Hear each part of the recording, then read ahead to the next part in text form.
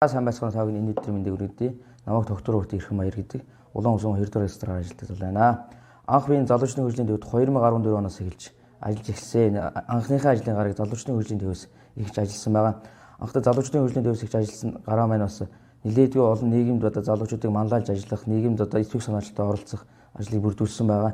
Энэний хүрээнд бас минь 16-аас 20 оны хооронд багийн цэцэргаар сонгогдсон ажиллаж арт түмний ихлийг хийж ажилласан байгаа. Мөн одоо 24-өөс 20-24-ний хооронд сумын иргэдийн хурлын төлөөлөгчөөр залуу төлөөлөгчөөр сонгож ажилласан байгаа.